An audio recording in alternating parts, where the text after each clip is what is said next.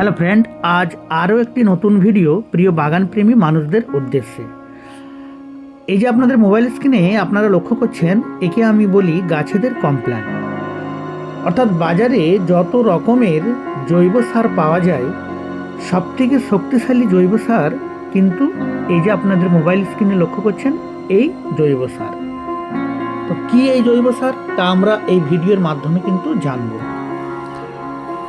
আমরা অনেকেই সরষে খোল ব্যবহার করি গাছেদের পুষ্টির জন্য, কিন্তু সরষে খোলের থেকে এই খোলের দাম প্রায় দ্বিগুণ।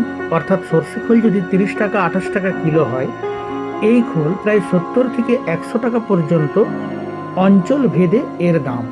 কিন্তু এই খোল সব জায়গায় অ্যাভেলেবেলভাবে পাওয়া যায় না। যেই সব অঞ্চলে পাওয়া যায় আপনারা অবশ্যই এই খোল সংগ্রহ করবেন, কারণ সরষে খোলে যে নিউট্রিশন থাকে, এনপিকের যে রেশিও থাকে, তার তুলনায় প্রায় দ্বিগুণ বেশি এনপিকে রেশিও এই খোলে। এবং এই খোল সবথেকে মজার বিষয়, অনেকেই সরষে খোল ব্যবহার করতে চায় না, কারণ সরষে খোলকে পচাতে হয় এবং পচানোর ফলে তার মধ্যে যে গন্ধটা ছড়িয়ে পড়ে, সেই গন্ধটা অনেকে এড়িয়ে যাওয়ার জন্যে সরষে খোল না ব্যবহার করে নানা ধরনের এনপিকে, অর্থাৎ 19-19-19, 20-20-20 এই রকমের এনপিকে বাজার থেকে কিনে আপনারা গাছেদের স্প্রে করেন। কিন্তু খোলের মধ্যে যে শক্তিশালী গুণ থাকে, তা কিন্তু এই খোলের মধ্যে সবথেকে বেশি থাকে। এবং এই খোলকে পচাতে হয় না। আপনারা যেদিন দেবেন কেবলমাত্র রাত্রেবেলা থেকে ভিজিয়ে নেবেন, সকালবেলা এই খোলকে আপনারা গাছের গোড়ায় দিতে পারেন। এবং ধরুন 20 লিটার জলে যদি 1 কিলো ভেজান, তার সঙ্গে আরও 5 থেকে 7 লিটার জল মিশিয়ে আপনারা গাছের গোড়ায় দেবেন।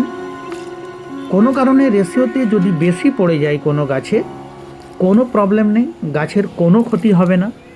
কিন্তু সরষে খোল ভুলভাল যদি প্রয়োগ হয়, অনেক সময় গাছেদের মৃত্যু ঘটতে পারে। কিন্তু এই খোলের কোনো গাছেদের ক্ষতি হওয়ার কোনো সম্ভাবনাই নেই এবং অধিক পুষ্টিগুণ সম্পন্ন। এটি হলো বাদাম খোল।